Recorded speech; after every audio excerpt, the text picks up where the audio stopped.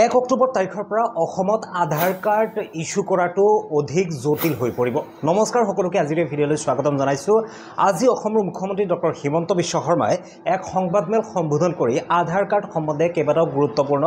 ঘোষণা কৰে। মুখ্যমন্ত্ৰীয়ে কয় যে 1 অক্টোবৰ 2024 তাৰিখৰ পৰা অসমত যদি কোনোবা ব্যক্তিয়ে আধাৰ কাৰ্ড প্ৰস্তুত কৰিব বিচাৰে বা তেওঁ আধাৰ কাৰ্ডৰ কাৰ্যালয় গৈ পেলাই তেওঁ যদি আধাৰ কাৰ্ড প্ৰস্তুত কৰিব বিচাৰে তেতিয়াহ'লে হয়তো কেইবাটাও জটিল প্ৰক্ৰিয়াৰ মাজেৰে পাৰ হ'ব লাগিব। মুখ্যমন্ত্ৰীয়ে ইয়াৰ উপৰিও আধাৰ কাৰ্ডক লৈ পেলাই আৰু কেইবাটাও গুৰুত্বপূৰ্ণ মন্তব্য কৰে। মুখ্যমন্ত্ৰীয়ে উল্লেখ কৰে যে নামনি অসমৰ বিশেষভাৱে ধুবুৰী, গোৱালপাৰা, বৰপেটাকে আদি কৰি কেইবাখন জিলাত মুঠ জনসংখ্যাতকৈ অৰ্থাৎ জিলাবোৰত মুঠ যিমান জনসংখ্যা আছে তাতকৈ বেছি আধাৰ কাৰ্ড ইতিমধ্যে ইস্যু হৈ গৈছে এই জিলাসমূহত। ইয়াৰ উপৰিও মুখ্যমন্ত্ৰীয়ে এক সন্দেহ ব্যক্ত কৰে যে এই জিলাসমূহত যিহেতু মুঠ জনসংখ্যাতকৈ অধিক বেছি পৰিমাণে আধাৰ কাৰ্ড ইস্যু হৈছে, গতিকে হয়তোবা কোনো সন্দেহযুক্ত নাগৰিকে এই জিলাসমূহত আধাৰ কাৰ্ড ইস্যু কৰিছে। গতিকে মুখ্যমন্ত্ৰীয়ে উল্লেখ কৰা ধৰণে 1 অক্টোবৰ 2024 তাৰিখৰ পৰা কোনো ব্যক্তি যদি প্ৰাপ্তবয়স্ক কোনো ব্যক্তি যদি আধাৰ কাৰ্ড প্ৰস্তুত কৰিব বিচাৰে তেতিয়াহ'লে হয়তো তেওঁলোকে কেইবাটাও জটিল প্ৰক্ৰিয়াৰ মাজেৰে যাব লাগিব, হয়তোবা তেওঁলোকে জিলা আয়ুক্তৰ পৰা NOCও ল'ব লগা হ'ব পাৰে। ইতিমধ্যে NRCৰ জৰিয়তে যিসকল ব্যক্তিৰ বায়োমেট্ৰিক লোৱা হৈছিলে NRCৰ সময়ত আৰু সেইবোৰ লক হৈ গৈছিলে, তেনে পৰ্যায়ত বহুত ব্যক্তিয়ে আধাৰ কাৰ্ড প্ৰস্তুত কৰিবলৈ সক্ষম হোৱা নাছিলে। পৰৱৰ্তী সময়ত বিভিন্ন দল সংগঠনৰ দাবী বা বিভিন্ন সমস্যা সমাধানৰ বাবে ৰাজ্য চৰকাৰে কেন্দ্ৰীয় চৰকাৰৰ সৈতে এই সমগ্ৰ বিষয়টোক লৈ আলোচনা কৰিছিল আৰু শেহতীয়াকৈ কেন্দ্ৰীয় চৰকাৰে অৰ্থাৎ কেন্দ্ৰীয় চৰকাৰৰ তৰফৰ পৰা যি UIDA অৰ্থাৎ আধাৰ কাৰ্ড প্ৰস্তুতকাৰী যি সংস্থা আছে, চৰকাৰৰ যি বিভাগ আছে UIDAৰ তৰফৰ পৰা সেই আধাৰ কাৰ্ডৰ যি বায়োমেট্ৰিক লক হৈ আছিলে সেইবোৰ খুলি দিছে আৰু 9 লক্ষাধিক অধিক ব্যক্তি আধাৰ কাৰ্ড লক হৈ থকা বুলি ইতিমধ্যে উল্লেখ কৰিছে। গতিকে সেই ব্যক্তিসকলৰ আধাৰ কাৰ্ড এতিয়া মুকলি হৈ যাব, কিন্তু 1 অক্টোবৰ তাৰিখৰ পৰা অসমৰ কোনোবা প্ৰাপ্তবয়স্ক কোনো ব্যক্তিয়ে যদি আধাৰ কাৰ্ড প্ৰস্তুত কৰিব বিচাৰে তেতিয়াহ'লে তেওঁলোকে জটিল প্ৰক্ৰিয়াৰ মাজেৰে যাব লাগিব বুলি মুখ্যমন্ত্ৰীয়ে ইতিমধ্যে উল্লেখ কৰিছে। আজি মুখ্যমন্ত্ৰী ডক্টৰ হিমন্ত বিশ্ব শৰ্মাই সংবাদমেলৰ জৰিয়তে আধাৰ কাৰ্ডক লৈ পেলাই কেইবাটাও গুৰুত্বপূৰ্ণ ঘোষণা কৰিছে। এই মুহূৰ্তত আপোনালোকক পোনে পোনে ডক্টৰ হিমন্ত বিশ্ব শৰ্মা অৰ্থাৎ মুখ্যমন্ত্ৰীয়ে আধাৰ কাৰ্ডক লৈ কি কথা কৈছে সেই কথা এই মুহূৰ্তত আপোনালোকৰ বাবে লৈ আহিব বিচাৰিছোঁ।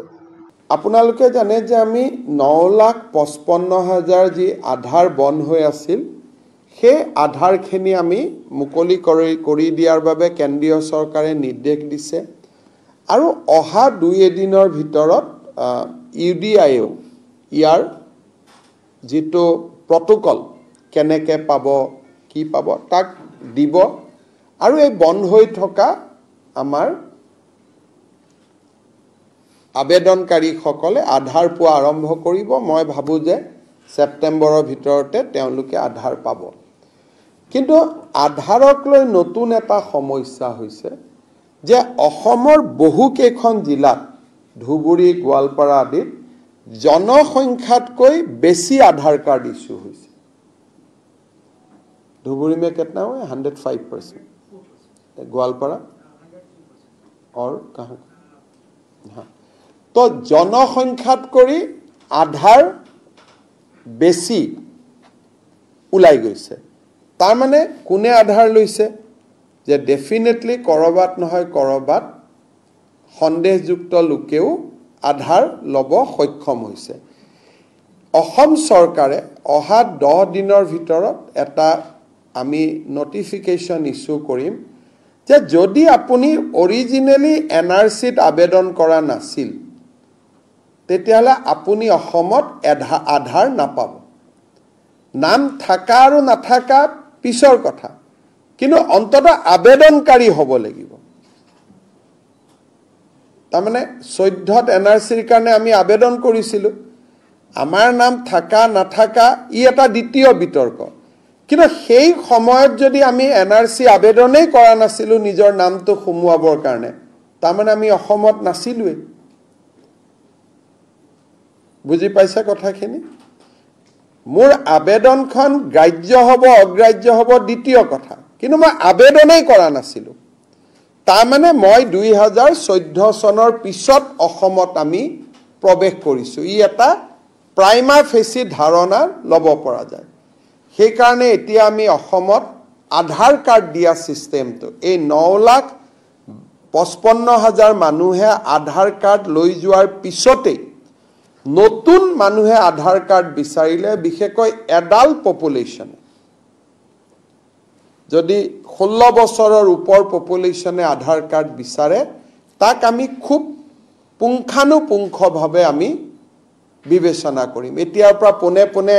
বায়োমেট্ৰিক দিলে আধাৰ পোৱা ৰাস্তাটো বন্ধ হৈ যাব চাহ বাগিচাত আমি কিছু আধাৰ দিব বাকি আছে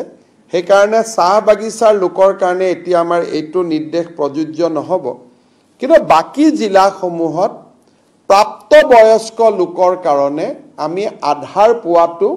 অলপ কঠিন আৰু আমি টান কৰিবৰ কাৰণে গৈ আছো যিসকল জেনুইন মানুহৰ হাতত এতিয়াও আধাৰ নাই তেওঁলোকে আবেদন কৰি লৈ লওক আমি এছঅপি এখন দিম কিন্তু অহা 1 তাৰিখৰ পৰা 1 অক্টোবৰৰ পৰা অসমত আধাৰ লাভ কৰাটো এটা কঠিন পৰীক্ষাৰ মাজেৰে যাব লাগিব এক্সেপ্ট দা টি গাৰ্ডেন কাৰণ টি গাৰ্ডেনত আমিয়ে দিব পৰা নাই সেইখিনি মানুহক বাদ দিছো কাৰণ তেওঁলোকৰ কাৰবাৰ হাতত আধাৰ নাহে চকু দি ল'ব লাগে আমি চকুৰ মেচিনটো দিব পৰা নাই কিছু বাস্তৱ অসুবিধা টি গাৰ্ডেনত আছে সেইখিনিক বাদ দি আমি প্ৰাপ্তবয়স্ক লোকে এতিয়াৰ পৰা আধাৰ বিচাৰিলে আমি খুব ষ্ট্ৰিক্ট কৰিবৰ কাৰণে সিদ্ধান্ত লৈছো তাৰো ডিটেইল এছঅপি আমি অহা 10-15 দিনৰ ভিতৰত বনাম ভাৰত চৰকাৰে আমাক ইতিমধ্যে এটা অধিকাৰ দিছে যে ৰাজ্য চৰকাৰে বিচাৰিলে আধাৰ পাব নহলে নাপাব গতিকে আগত আমাৰ এই অধিকাৰটো নাছিল এতিয়া ভাৰত চৰকাৰে যেহেতু আমাক সেই অধিকাৰটো দিলে গতিকে সেই অধিকাৰটো আমি এনেকৈ ব্যৱহাৰ কৰিব খুজিছো যাতে কোনো এজন বিদেশী মানুহে আহি অসমত আধাৰ ল'ব নোৱাৰে এই তিনিটা আমি যেটো বিধানসভাত এটা প্ৰক্ৰিয়া আৰম্ভ কৰিছিলো এইবাৰ চেপ্টাৰ 12 হেদি সেই প্ৰক্ৰিয়াটো আমি অলপ আগুৱাই লৈ গৈ আছো ৰখি যোৱাটো কথাই নাই আমি অলপ গুটেই প্ৰক্ৰিয়াটো আগুৱাই লৈ যাব খুজিছো আপোনালোকক মই উদাহৰণ দিছো বৰপেটাত আধাৰ লোৱাৰ মানুহৰ সংখ্যা 103% 100% লৈকে আমাৰ দায়িত্ব কিন্তু 3% মানুহ এক্সট্ৰা ধুবুৰীত 103 মৰিগাঁৱত 101 নগাঁৱত 101 ফিজিক্যাল টাৰ্গেটতকৈ বেছি মানুহে আধাৰ লৈছে বৰপেটাত 103.74 পাব লাগে 100% পাইছে 103.74 ধুবুৰীত 103.48 মৰিগাঁৱত 101.74 নগাঁৱত 100.68 টাৰ্গেট হল 100% তাতে কম 90% 80% কাৰণ বাগানৰ মানুহখিনিয়ে লোৱা নাই গতিকে 90-80 হৈ আছে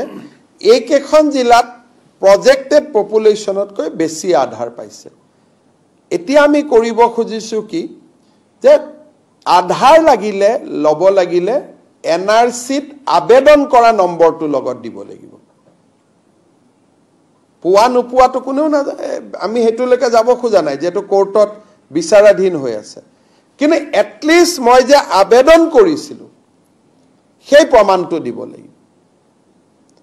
আৰু সৰু লৰা হলে যদি তেওঁলোকৰ লৰা ছোৱালী হয় হেতু আৰু আমি ইনসিস্ট নকৰো ই অন্তত নতুনকৈ কোনো লোক অসমত আহি স্বদেশী হোৱা ৰাস্তাটো বন্ধ কৰি দিব কাৰণ আজিকালি আধাৰখন পালে কয় আৰু ভাৰত চৰকাৰক এই বিষয় আমি জনোৱাত ভাৰত চৰকাৰে অসমক বা আন ৰাজ্যকো এতিয়া অধিকাৰ প্ৰয়োগ কৰিছে যে আধাৰ যদিও সেন্ট্ৰেল গভৰ্নমেন্টে দিয়ে ডিসিৰ এনওসি পোৱাৰ পিছতহে তেওঁলোকে আধাৰ দিব এতিয়াৰ পৰা যেটো আমাৰ সকলো মানুহৰ আধাৰ হৈ গল নতুন মানুহখিনিৰ ক্ষেত্ৰত এতিয়া আমি আধাৰৰ প্ৰক্ৰিয়াটো অলপ টাফ আৰু আমি টান কৰিম কিন্তু কনফিউজ হ'ব নালাগে যি 9 লাখ বন্ধ হৈ আছে তেওঁলোকে পাই যাব এইখিনি আমি নতুনৰ ক্ষেত্ৰত কৈছো ইয়াৰ ফলত অসমত অন্তত নতুন বিদেশী নাগৰিক আহাৰ ৰাস্তাটো বন্ধ হৈ যাব যোৱা এমাহত বৰ্ডাৰত কেবাজনো বিদেশী নাগৰিক আমি ধৰা কাৰণে আমি অলপ সাৱধান আৰু সচেতন হ'ব বিচাৰিছো